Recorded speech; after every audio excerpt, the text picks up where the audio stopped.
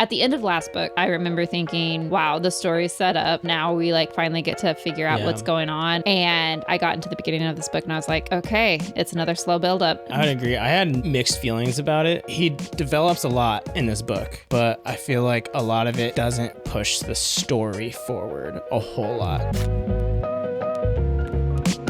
Welcome to another episode of David and Gabby's Book Club. This is my beautiful wife, Gabby. Hey, everyone. And I'm David, and this is just a podcast where we come together, chill, hang out, talk about the books that we're reading, and just other book-related topics. So, Gabby, if you want to tell them what we're talking about today. Sure thing. Today we're going to review The Well of Ascension by Brandon Sanderson. The second book of Mistborn. I don't know why that felt awkward. The Mistborn trilogy, yeah. Yeah, the second book in the Mistborn trilogy. Uh-huh. We're going to go through a spoiler-free review. We're going to give our ratings. Then after our ratings, we're going to get into some spoiler talk. But we're going to give you a very clear sign of when the spoiler talk occurs in case you haven't read the book and you don't want to know any spoilers. Yep. And there's obviously going to be spoilers for the first book. So if you haven't if you haven't read the first book, then you should probably listen to the spoiler-free review of that one first. Unless you don't care. Just know it's coming. Yeah. So if you haven't read the first book, we're going to be talking about the first book because you can't really talk about the first book or the second book without talking about the first book. Fair enough. All right. So let's get into it. Do you want to start with just like a short... Yeah, so the short synopsis of what this book's about. The Lord Ruler in the first book, overthrown. Yep, so, Govin. Yep, Govin. And she overthrew him with pulling in mists. She has no idea how she used the mists as the power instead of allomancy. And the Lord Ruler, when she defeated him, gave this cryptic you have no idea what I did for the world. That really sticks with Vin, and so I feel like that gives you a heads up of oh no, something bigger, badder's coming. Yeah, so that kind of sets up the tone for this book. Things are kind of in chaos in terms of just a power vacuum right now. The whole empire is now split up into dominances, and Elend is the king of the central dominance, which because they stayed and fought in Luthadel, and Elend was there to kind of just take up the throne and lead the central dominance. But now the Lord Ruler's gone, everyone's kind of trying to take control. So that's kind of what this one of the things that the Well of Ascension is about. Yeah, I would just say chaos. That's the main. Yeah, just the power vacuum that the Lord Ruler left. Yeah, power vacuum chaos, and then world chaos. Things are starting to get crazy in the world. Yeah, things are starting to get weird, and it's basically just trying to figure out, okay, what's going on here, trying to resolve the power struggle, but also trying to figure out what's going on in the world and how to resolve it, and all of that, and who, and a lot of it revolves around the Hero of Ages prophecy again, because now that you know that Rashik was not the Hero of Ages, and trying to figure out, okay, then what happened there. So that's kind of what this book is about. There's those 3 or 4 different things. I don't know. What did you think about it?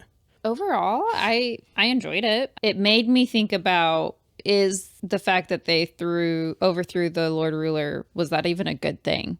Because so many things in this book are bad. It's not a part of a story you see all of the time.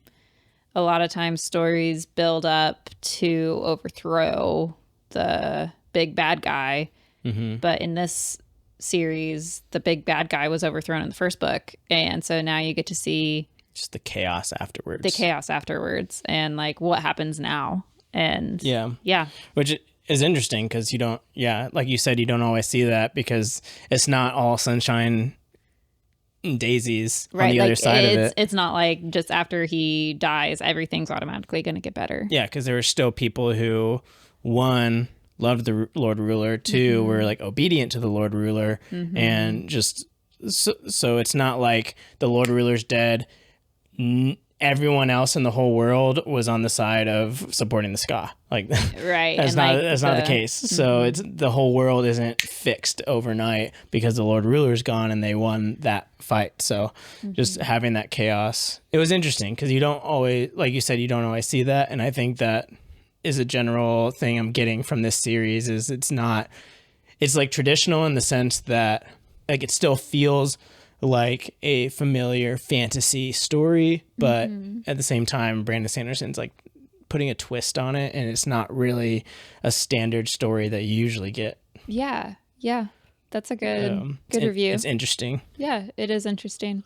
It felt very political to me. Oh yeah, there was a lot of political talk, which was interesting and engaging. Yeah, but also like maybe not my favorite part of the book. Yeah. I mean, needed with where he took the book.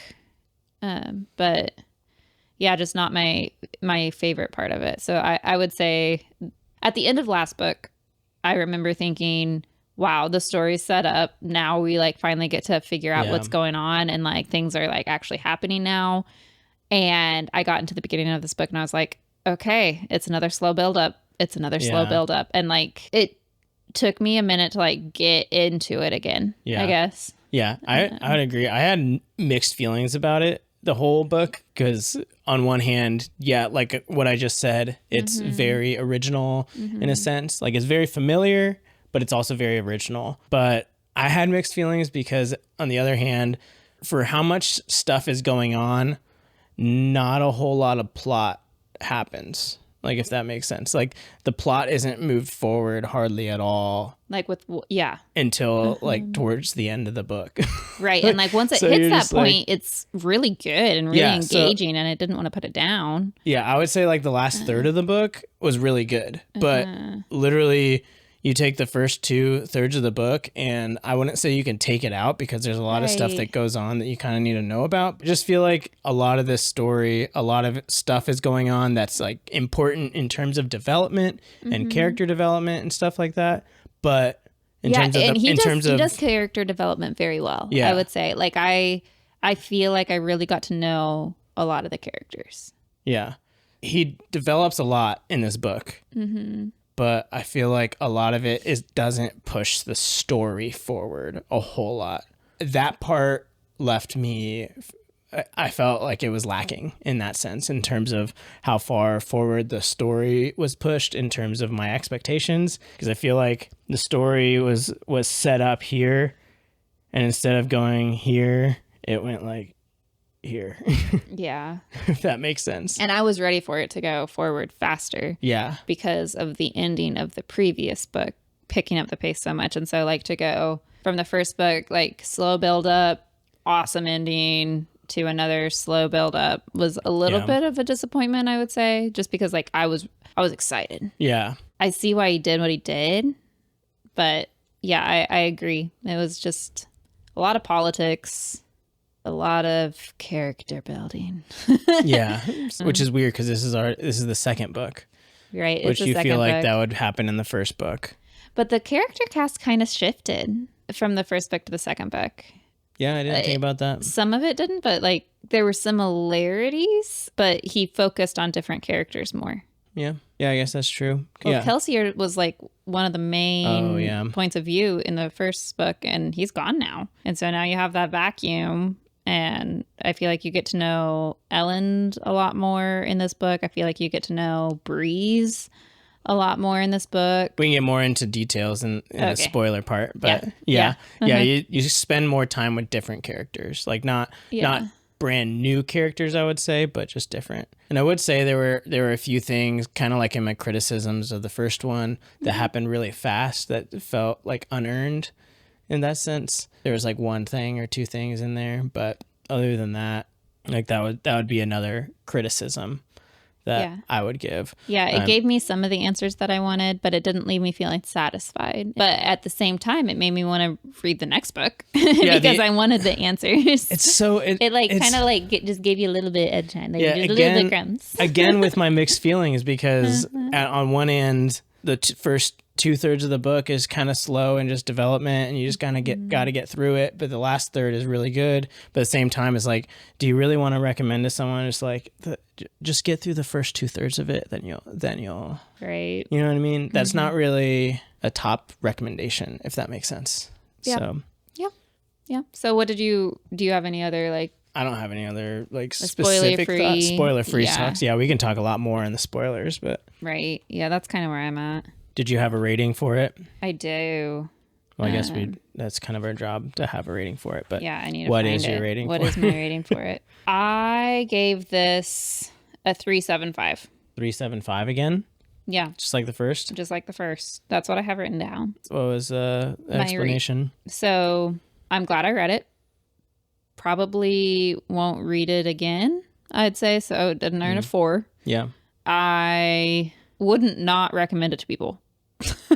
if you track that double negative, like I'm not gonna go raving to people about it, but like I feel like it falls into like a strange category of book. I feel like it has a slow build up with solid endings. Like it just has to fit in the right spot, right? Yeah. Like you have to want to get into a new world. Like there's a lot of world building, and you have to be willing to like it. It's not all fast paced, which sometimes that's really nice. Yeah. So if that's the mood that you're in, I think this would fit great. I think just very rarely am I in the mood for like a slow build up world build. I mean, the endings are awesome though. So I don't know. That's kind of my 3.75 Gotcha. reasoning.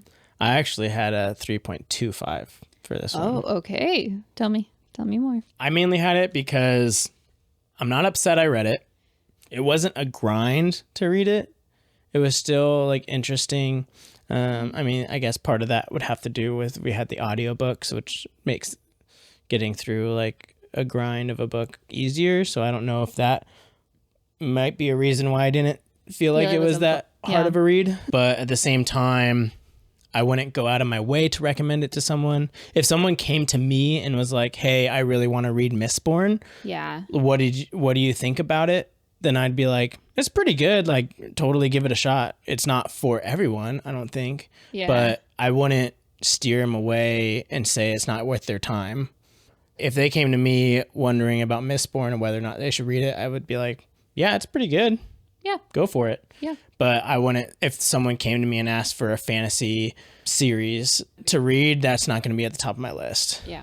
Like maybe if they've exhausted some of your other tops, like it could. Yeah, then Mistborn would be a nice other try, maybe. Mm-hmm. But that's why I put it at 3.25. Yeah, I think that's fair. But like I said, the ending is really good. Yeah, I think that the ending's what like bumped it up a little bit for me because I didn't know it was going to happen. Yeah. Usually I really like it when I know what's going to happen. And I'm really good at guessing a lot of the time. But I had my theories and some of them proved right, but like not right at the same time. And it felt satisfying to read that. So I can definitely see why people rave about this series because it's so in depth in terms of the world, the lore, all of that sense. You can really get really nerdy into this world. Yeah. I think, but it just didn't resonate in a way that made you want to get nerdy. Yeah. Didn't make me want to get nerdy. That's I don't know how that sounds. I can rephrase that. No, it's fine. I'm keeping that in. Okay. Do we want to start spoiler talk? I think we can start spoiler talk. So your official warning, spoiler warning for The Well of Ascension. Mm-hmm. So if you haven't read it and you don't want it to be spoiled, then go find another video to watch. If you read the first one and you haven't watched our first episode, go watch that. Mm-hmm. So our first episode of the Mistborn. So that should be in our other link in the description. But spoilers. Let's talk about what we liked. So I kind of wanted to start with like just the character development and dynamics, kind of what you were talking about earlier that you wanted to keep talking about. I was like, let's cut it off right there. You cut me off, yeah. Yeah. Mm-hmm. So, but this is why I was like, I was actually between like a 3 or a 3.525. Oh man. But I put it up to 3.25 because the character development was just so good. And just all of their stories of like first with Sazed, just the struggle that he's having in this book in terms of he had this dream, like his whole purpose in life was to research and preserve these religions for the day when the Lord Ruler was gone, then he would kind of resurrect these religions with these people. Mm-hmm. And then now he's going out and doing it and nobody really cares. Yeah. And so now he's kind of just like lost without a purpose, and just his whole struggle with that I thought was really good. Just his whole journey through this whole book. Yeah, I really enjoyed nice. Sazed's journey. I enjoyed learning that he's kind of a rebellious guy, because he's really not, or like he is and he isn't. He's a conundrum. Yeah. He's going against his council's wishes. And just the nature of Terracemen in general. Compared to the other characters who are not Terracemen in this story, he is a very reserved individual who like follows the rules and does what he needs to do. But I feel like when he really feels like something's right, he just goes for it, and he does not care. Well, he cares, but like he doesn't let that stop him from doing what he knows to be right. Which says it. And I appreciate that like his counsel was like, well, you didn't listen to us when you went to go help overthrow the Lord Ruler, but like that ended up working out, so that's fine.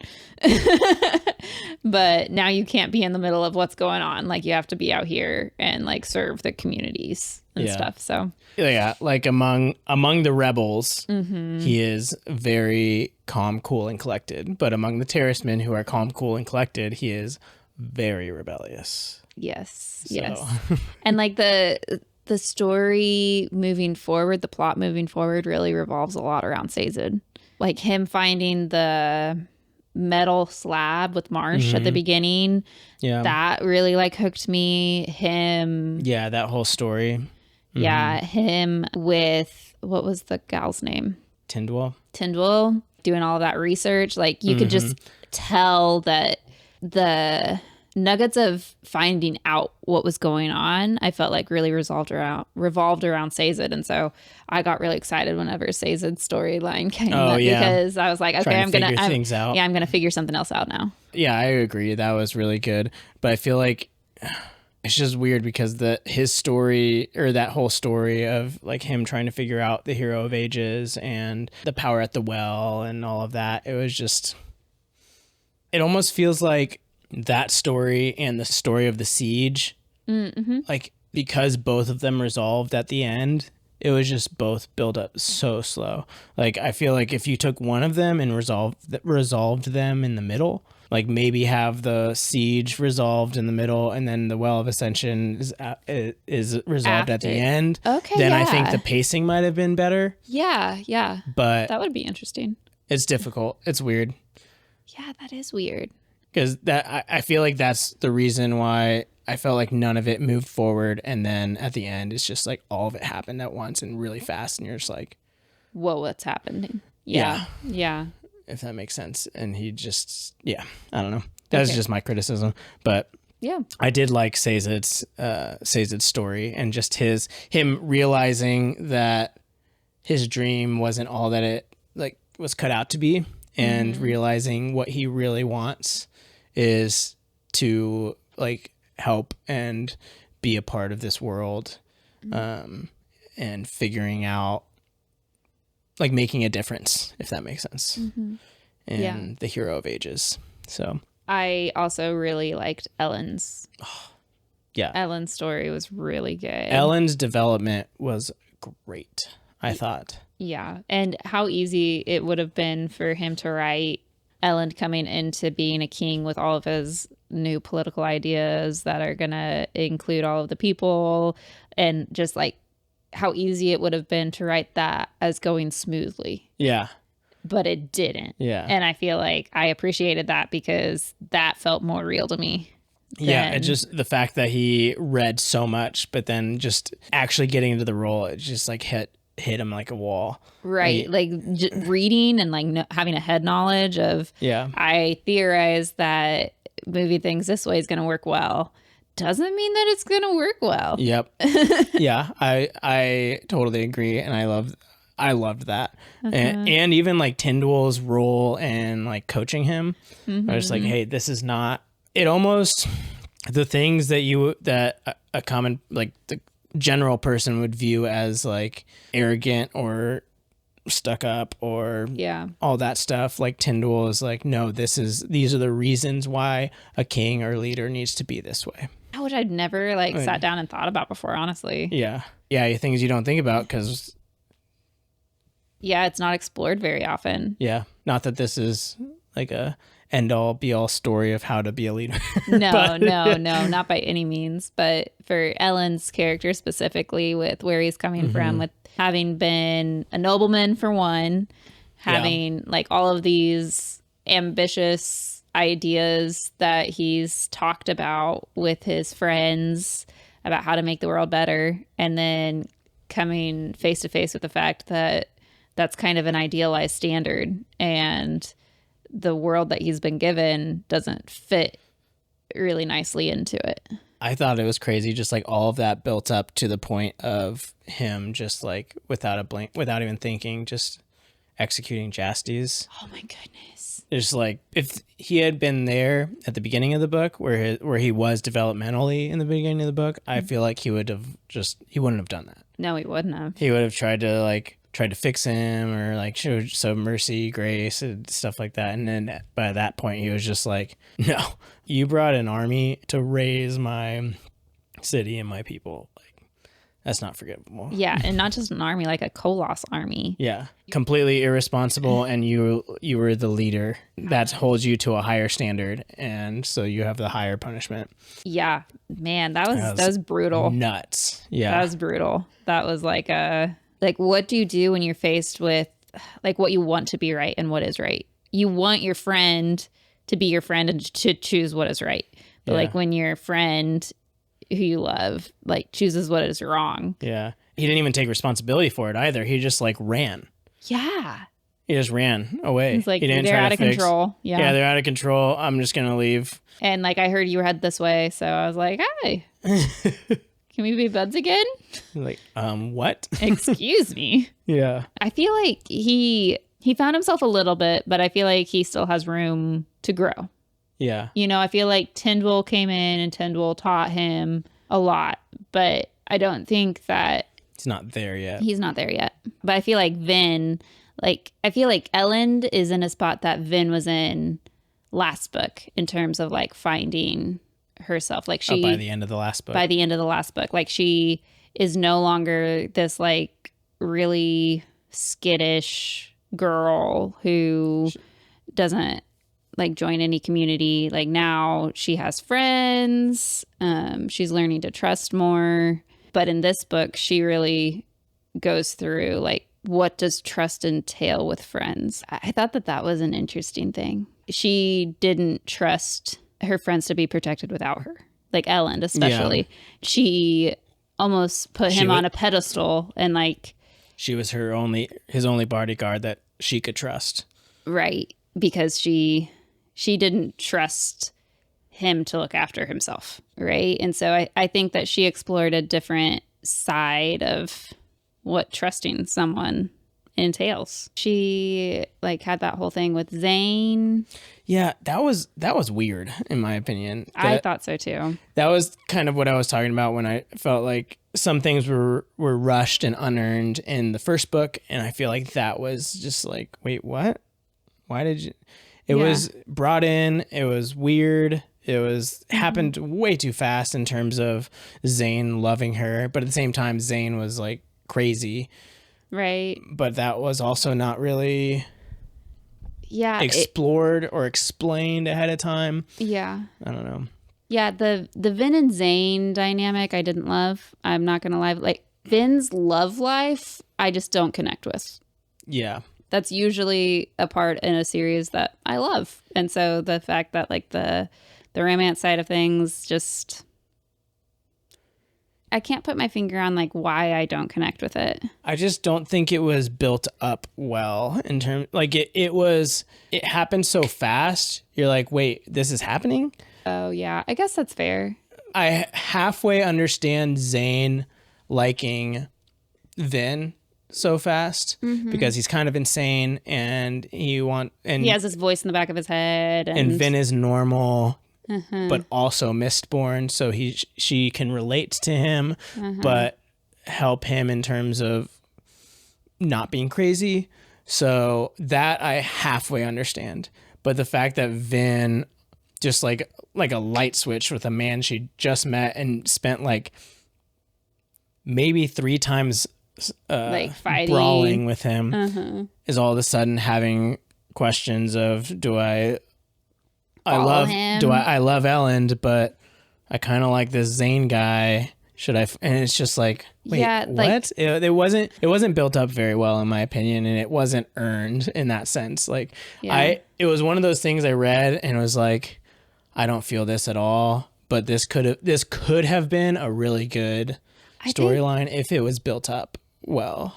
Right. If that makes sense. Yeah. And like, I don't know, leaning into like the love triangle thing was odd to me. Yeah. I feel like leaning more into so Vin's struggling with like something's wrong with the world. And I feel like that's more important than what's going on with like the here and now kind of a thing. And I feel like Zane represented what was happening with the world, and Ellen represented what was happening with the here and now is kind of what I understood. It felt less like a love triangle and more like a situation triangle. And I just didn't connect with that. Yeah, right. I thought I just thought that whole storyline was weird. I didn't. The Zane part, but I really liked at the end, like when she has the power of the well and Elend is dying, and I don't know, her realization that she loves him enough to trust him. I liked that. I liked that part. But I feel like that could have been accomplished without the love triangle. Yes, that could have been accomplished without the love triangle. That is fair. I'm not upset with that the Zane character was in there. I think that was like a good character, but the whole love triangle thing I thought was just like a little strange. And then they like got married randomly really fast. Everything with Elend, I didn't mind in terms of their relationship and her feelings towards him, but I felt like the pulling in the Zane in terms of like having that being a romantic side part thing of it, yeah, I thought was just like didn't work. I didn't think that worked at all. And you could have established those feelings and thoughts and stuff with Elend without Zane being a romantic interest at all. Yes. And it was kind of like, yeah, I see what you're saying, because he wasn't really even established as like a romantic interest until like almost the very end of his life. Yeah, it felt like you were blindsided by it. Wait, what? This is happening? Right. And in my opinion, it almost cluttered the story because there were so many storylines going on that it's just an unnecessary storyline and you could have completely cut it out. I agree. And you would have accomplished the same things with the book. So I felt like it was just a fluff, clutter storyline, in my opinion. The Zane arc, but I like the romantic part of Zane's arc. The Zane romantic arc. I could agree with that. I enjoyed Vin like finally finding herself. I think that's where this whole like conversation started, where like I feel like Ellen still has some things that he needs to figure out about who he is, which I mean, everybody always has something to figure out. Yeah. But I feel like Vin in this really had like a puzzle piece that was missing filled in. Yeah, I agree with the like Vin's development. I wouldn't put her in my top 3 in terms of like well developed or whatever. Like my top would be like Sazed and Elend mainly. Those. Well, you said top 3, so who's your third? Oh, if she's not the third, I don't know. I just didn't. So well, I had 3 main ones that I hit here that I wanted to talk about, and just I guess Vin didn't pop in my mind of things that I like really wanted to talk about, because the other one was Marsh. But in terms of development, he doesn't developed a whole lot, but his whole storyline I think was just like crazy. Like, you see him at the beginning and then you see him at the end. You don't really see him in the middle. Yeah, you don't really see him a whole lot in the middle at all. Like he just disappears. You get the vibe at the beginning with Sazed that, like, something's weird. Yeah. Like, why are you being so weird, Marsh? Mm-hmm. Yeah, it's crazy. And then at the end, you realize... Especially because, like, at the end of the last book, he's a really good guy. Like, he ended up, like, saving Vin. Mm-hmm. Yeah. And being, like, really instrumental in overthrowing their Lord Ruler. Oh, yeah. So at the end, he attacks Sazed. Mm-hmm. And at that point, you're just like, wait. So he's wanting Ruin to be free? Because it seemed like he was... Like, he wanted Vin to go down there to release Ruin, and he didn't want Sazed stopping her, basically, is what it seems like. But then it also makes you think of, like, okay, are the Inquisitors... Like, it made me think, okay, Marsh is wanting to let this guy free. Are, like, all the Inquisitors in on that? Like, it seems like they're all doing something, even though from the outsider's view, it looks like they're just... left over doing whatever, but I think, like, the confusing thing to me was, like, who is good and who is bad. Yeah, who is following what is going to help the world and who's following what's not going to help the world, because you have the Mist Spirit who, like, Vin has this feeling of, okay, this isn't a good deal, and she had that encounter with the Mist Spirit where, like, she got really hurt, and, like, she has, like, just bad feelings about the Mist Spirit. And then at the end, you have the Mist Spirit, like, talking to Sazed and, like, but then helping Sazed to, like, and so I'm like, I don't know if you should listen to the Mist Spirit, Sazed, because I don't know if the Mist Spirit's good, because Vin has not had, like, good encounters with the Mist Spirit. But then, like... Then the Mist Spirit stabs Ellen. And then the Mist Spirit stabs Ellen. And I'm like, obviously the Mist Spirit is bad. But then it's like, you think that the Mist Spirit's trying to have Vin keep the power to save Ellen, to keep Ruin in there. Right. Which is good. Which is what the Mist Spirit was doing. Right. But, like, you don't know that Ruin was going to be released. Like, until Ruin is released. Yeah. You don't know that that's what's going to happen. Yeah. And so I was torn. I was like, I can't tell if Marsh is doing a good thing and trying to stop Sazed or a bad thing and trying to stop Sazed, because I don't know if what's sending Sazed is good or bad. I could tell that there was a force trying to stop Vin. Yeah. And that there was a force trying to, like, keep Vin going to, like, get to the Well of Ascension. And I couldn't tell which one was good or bad. By the end, you know that, like, Ruin is bad. Right, at the end, like, but you don't know that until after she releases the power at the Well of Ascension. Yeah, but when I figured that out, when I learned that, I was like, wait, so Marsh was trying to release Ruin. Yeah. Or, like, are all the Inquisitors, like, somehow, like, Ruin is, like, their god in terms of wanting to worship him or something, and they're following him and wanting to release him, and they knew. Mm-hmm. That this was happening. And I think that this just kind of goes to, like, into theories, if we wanted to move into that in a little bit. But my theory was that, like, even in the beginning, that's what Marsh was doing, because Marsh made it sound like he was trying to find something with Sazed when he first met him, and they went into the Inquisitor, down in that Inquisitor's pit or whatever that was, where he was at. And then Sazed just stumbled upon this metal thing that it was inscribed in metal because Ruin can't affect it, right? Right. And that was mind blowing at the end. The metal plaque being different than the words. Well, that's what I'm getting at, is, like, I think Marsh intentionally wanted Sazed to find it, but intentionally also, because he rushed him, remember? He was like, hey, we have to get out of here now. And he didn't, and Sazed didn't have time to study the plaque. And so what did he do? He did the paper thing. Yeah, the rub. And the rub of it before. So because he didn't have time to read it all. So I think he intentionally brought him down there, intentionally rushed him so that he would have to use the rub. Because once he does the rub and puts it in his copper mind, all of that Ruin can affect. And so Ruin never actually, or not Ruin, Sazed didn't have time to read the whole thing and find out that you don't want to release You want to keep the power of the Well of Ascension. Yeah. Well of Ascension. Oh. So like even from the beginning, it seemed like that Marsh was trying to like help Sazed and stuff, but and he told him that he needed to go to Luthadel because Vin was there. So like the whole thing was orchestrated. Like even from the beginning, Marsh was trying to release Ruin through Sazed. Yeah. Huh. I guess I hadn't pieced that together. Like I figured out that Marsh was like a bad guy now.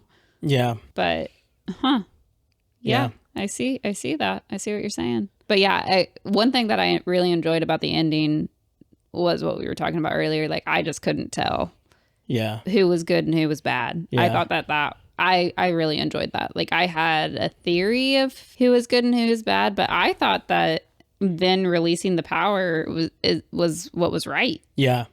And that ended up being what was wrong, and that Ruin was released blew my mind. Yeah. But I would say it fell flat in the sense of like, I have no idea who Ruin is or what he's supposed to be doing. Like, I just thought it's something bad. His name's Ruin and he's bad. That's literally all we get. You're just like, because okay, I done messed up. I don't know how, but I did. Yeah, because you also don't get like a huge picture of like what's wrong in the world right now. Like you see the mists a little bit coming in the day. You see people dying from the mists. Yeah, which is another reason why you think the mist spirit is bad, because the mists are killing people. The mists are killing people. You see like glimpses of what's wrong with the world. Like the mist is coming into the day. It's killing people. Vin has this like feeling that something is really wrong. Sazed's coming back to Luthadel because he has a feeling that something's really wrong with the world itself. But you don't get any answers. You don't explore that very much in this book. I feel like you really are exploring the siege, you're exploring the characters, but the overarching story of whatever was released in the Well of Ascension isn't. It's touched on. That's but why not explored. Yeah, that's why I feel like the story wasn't pushed far enough forward with this book, because you're almost left with the same questions that you were left with in the first book. Yes.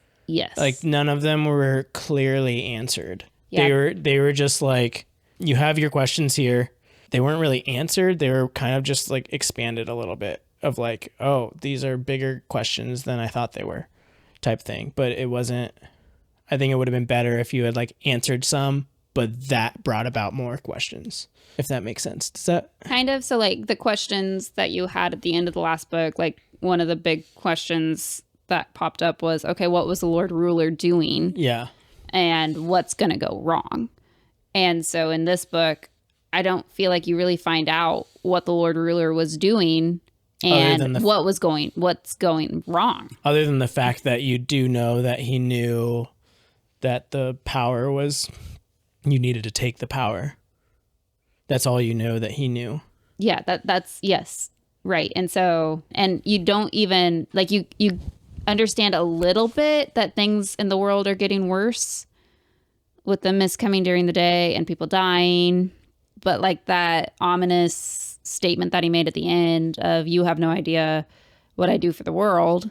Yeah. That wasn't like, you don't really see, you see the impact of the Lord Ruler being killed from like a political standpoint, right? Like he did enforce order, right? Like the order that he enforced had a lot of shortcomings. Yeah. But there was stability in the land. People had food. Yeah. People had homes, all of these things. And now that he's gone, like people don't have food.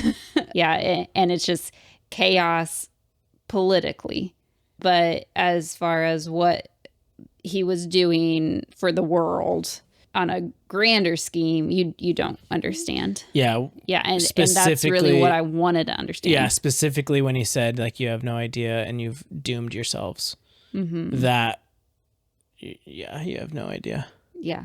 It touches. So I see what you're saying. Like, it didn't answer any of those. Like, it didn't answer those questions. Core questions. Yeah. Which is why I gave it like a lower score than the first one, because it's like the first one set it up so well, and the second one doesn't really satisfy any of those. Like It was almost like a side quest. yeah, that's a good thing. Like up until she releases like I feel like that's the only thing in this book that pushes the story forward at all, is of like what's actually happening in this world, in this plot. Yeah.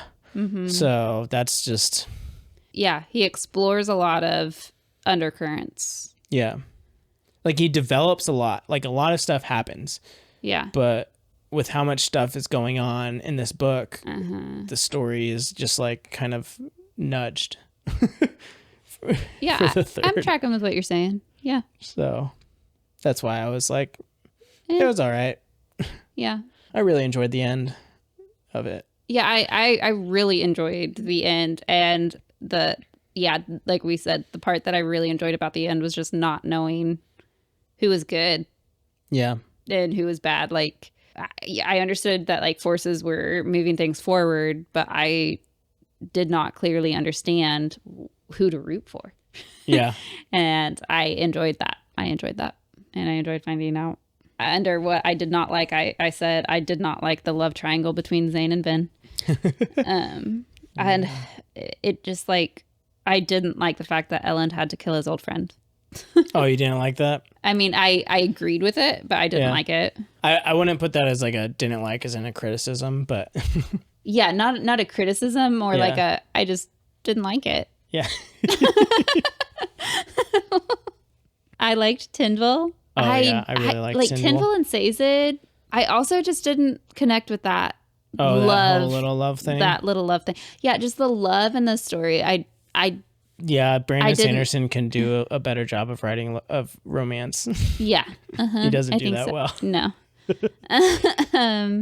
I liked it in the sense of like I liked that relationship happening. Yeah. But I agree with you. It was just like, oh, okay. Because you could understand that like something was, but honestly, like until it was revealed that they liked each other, like romantically, I thought that maybe he was her son.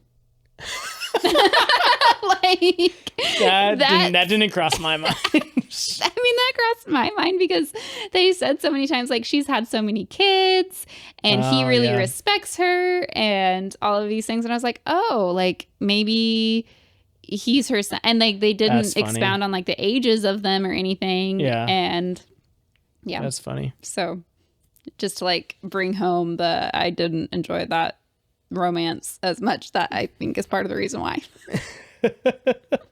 He doesn't care about killing off characters. Yeah, I didn't enjoy it. I liked how he like killed off a few characters in the end, because you can't have that big of a battle and that brutal of a battle and everyone and not survive. Feel the impact of how big the battle was. Yeah, because the battle was going on and I was like, okay, who's going down? Mm-hmm. Like someone is, because it's not only like quote unquote realistic, but also like that just brings about a lot of emotions in terms of writing a good story. Mm-hmm. And I thought that was good, of like feeling for Clubs and didn't Dachshund die? Yeah, Dachshund and Sazed finding Tyndall. It was just really sad. That was really sad. That you felt that. Yeah, I'll give him that. Like that was good. So, and then the Koloss and Orsier or like the Khandra and Tensoon. Yeah, what did you think about that? I thought that was crazy. I know. I was like, the only problem I have with that storyline is like they just forget all, like throughout the whole book. It's like this is a big deal, but then they just forget about it. And then what do you mean? I don't get in terms of like there's a Khandra spy. We need to find him. Oh, and then all of a sudden it's like they don't care for 3 chapters, and then they're like, oh wait, yeah, the Khandra spy. We need to find them. Yeah, that could have been built on a little bit better, so that like as you were going, I feel like you were supposed to have suspicion of like that really built the whole who do I trust, who do I not trust element in Vin's storyline. But yeah, that that could have been built on a little bit more. Maybe build that up more and like the Zane love thing less. Yeah. Well, I guess it's just more of like a more modern thing, but there's all these storylines and he doesn't resolve any of them until like towards the end. He like resolves all of them at the end.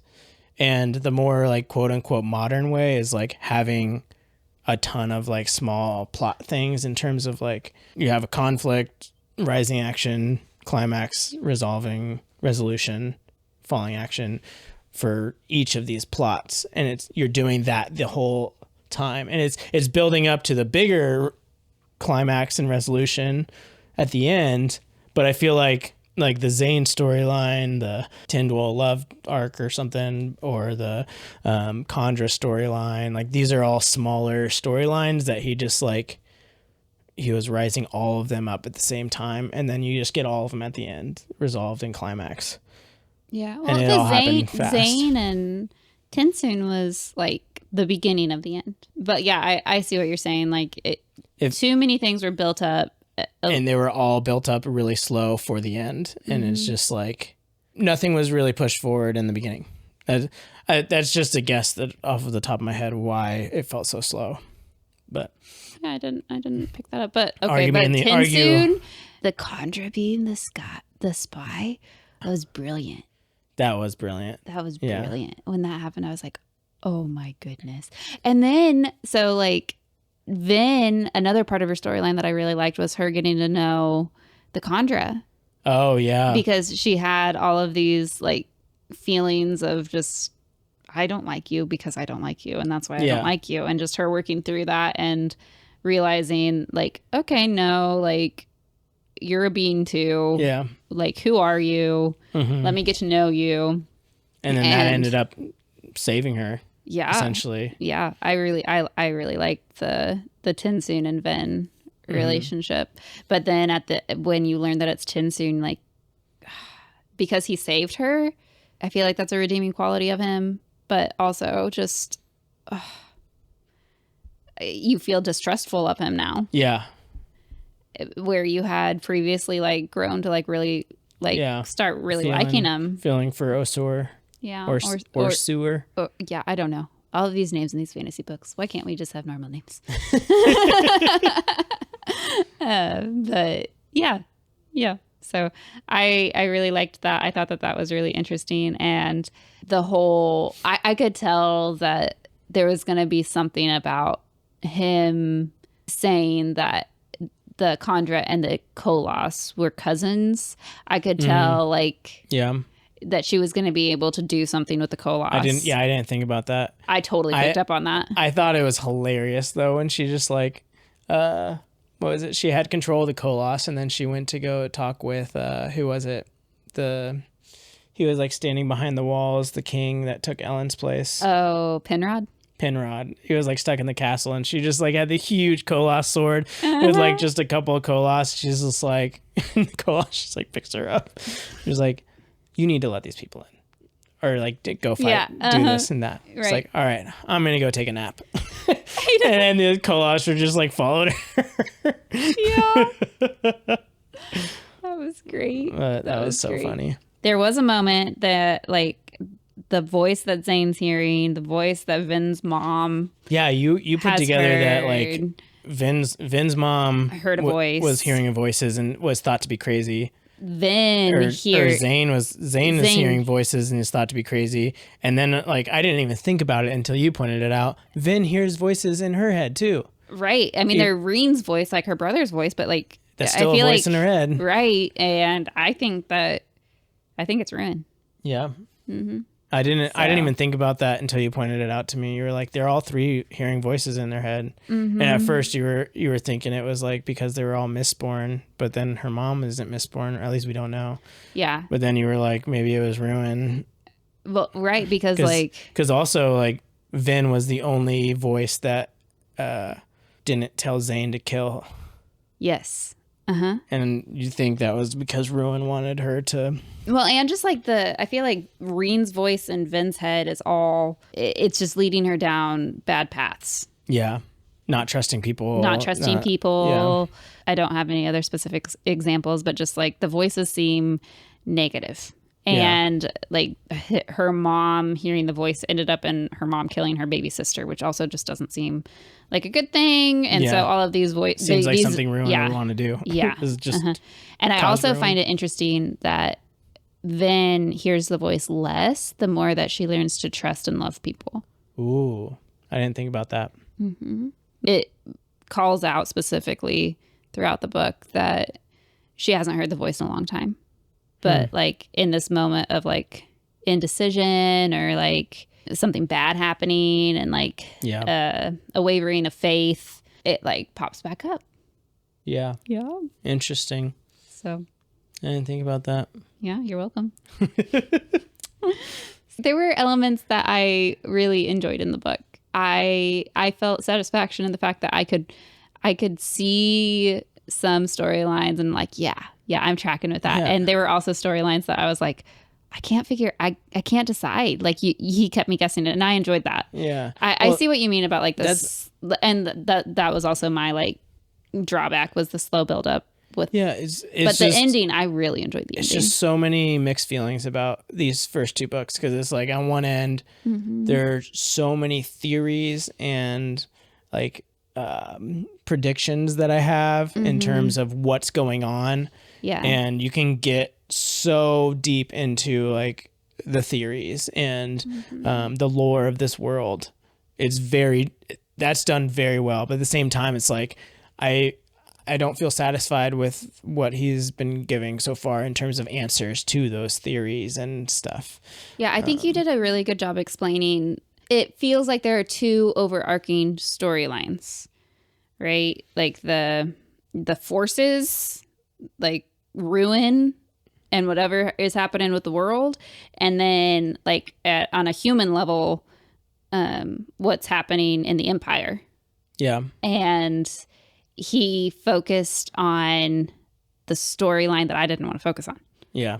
He focused on like the human element and like what's going on in the world, and didn't focus on these like beings and this power and like. Yeah. But even then, even that wasn't resolved because like the first chapter is when the army comes and they're under siege, and literally that siege isn't resolved until the end of the book. Right. But that's like the part that he like has you thinking through. Yeah. I mean, like, a lot happens and at the same time, like sieges don't, like in real life, sieges don't happen overnight. So in that sense, it's more realistic, but at the same time, I feel like that's where a majority of like the focus of, even though there wasn't a whole lot of action. Yeah. Ellen working through what does it mean to be a king, a good king in this time in history.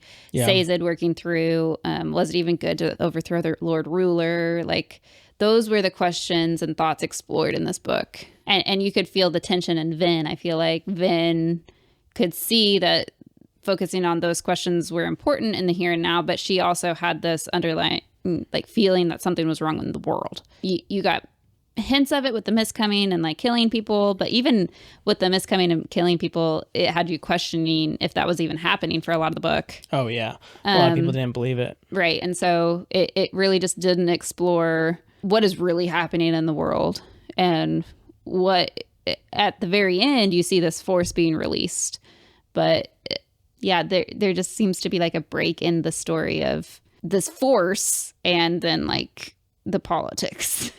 Yeah. So yeah, I hadn't pieced that together, but that was a big aha moment for me. Yeah, I think it just to sum it up for me, like there's enough in here where I can see why a ton of people love this trilogy.